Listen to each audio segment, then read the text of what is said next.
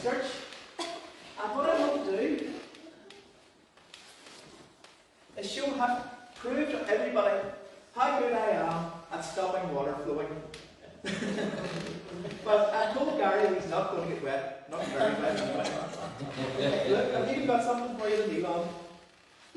It's a waterproof rug. Just in case, not that you're going to get wet of course, but just in case. Right. Okay, so what I need you to do is kneel down in front of this blue tub. And it's an empty blue tub, look. There's nothing in it. Now. Okay, so here I have an egg cup full of water. So I'm pretty confident I could stop an egg cup full of water flowing, yeah? Okay, so Gary, put your head over this. And we do a see. Wow, see? Yeah? Okay, so you stay there, Gary. We'll try something a little bigger. Oh. Now, do you think I can block this?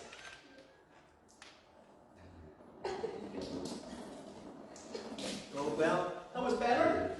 But I think it worked. So who thinks? Who thinks I can stop this? Gary can't see this, so he's no idea. Look, my hand is almost big enough. It's what could possibly go wrong? Really?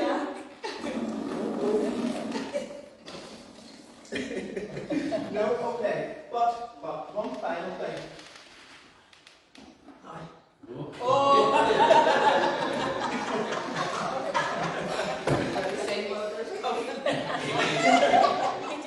Gary is very trusting now. Told him he's not going to get wet. Thank you, Gary.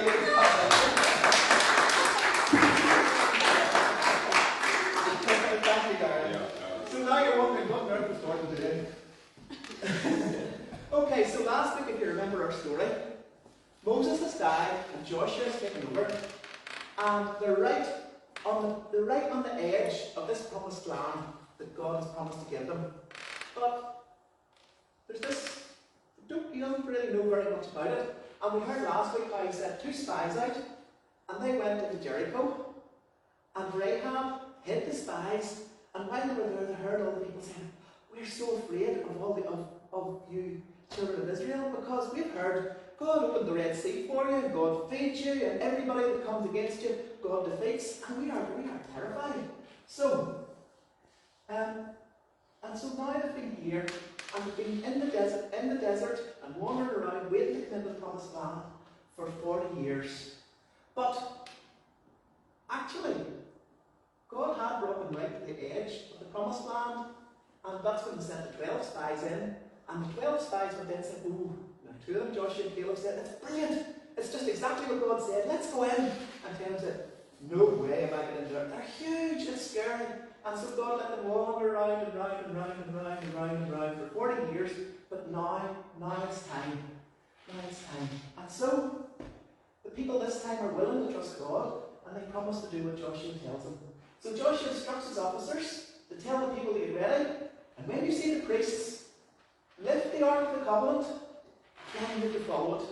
Now the Ark of the Covenant was a special big box that God had told them to take it. And the people didn't worship the Ark, but it reminded them of what God had done for them. Because in this big box, there was the stones that the 10 Commandments were written on, and some of the manna, and some of the other bits and pieces that reminded the people of how God had brought them out of Egypt.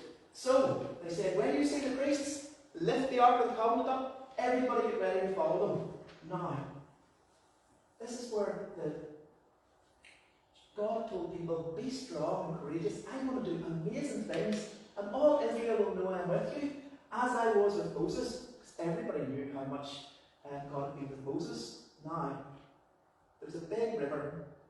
There was a big river called the Jordan, and the people needed to get across it. And this wasn't just a tiny, dried up little trickle. It wasn't like the little jugs. This was a huge torrent. There was no way to get across. And it was in full flood, and so there wasn't any way to do it. But Joshua said to the people, this is how you know that God is with you. As soon as the priests step into the river just would stop and dry up. So the priests trusted God and did exactly what Joshua had told them. And so they lifted up the Ark of the Covenant and they walked down, and there was all this flood of water. And the second, now, can you imagine what that was like? When you saw this huge, huge river, thought, oh, you go first. No, I'm not going to do it. No, they believed God because Joshua told them God was going to do it. And when they put their first foot in, the river stopped. The river stopped.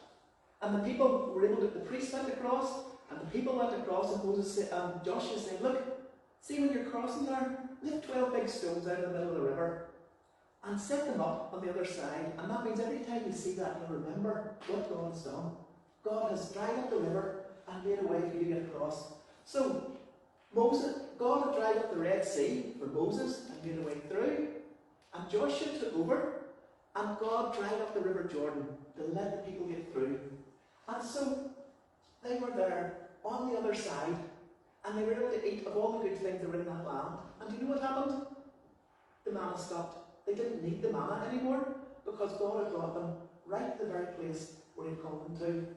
And so, we can see here that if those priests had said, oh, that's a scary river, there's no way I'm going to go into that, it would never have happened. But they trusted God, and they believed God, and God worked a miracle for them. So we'll learn more about this next week, and then it'll be Janice, and she has big things in plan.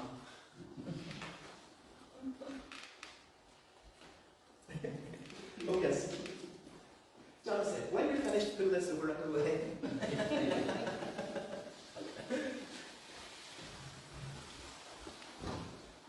Thank you. I think we'll have the caretaker this week clean up. Okay, let's stand. Oh, sorry. Let's sing.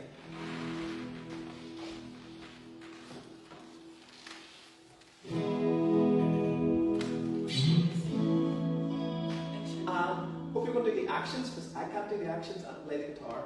I'm better playing the guitar than I am doing actions. So I'm going to rely on you to do the actions, okay? Our God is so big.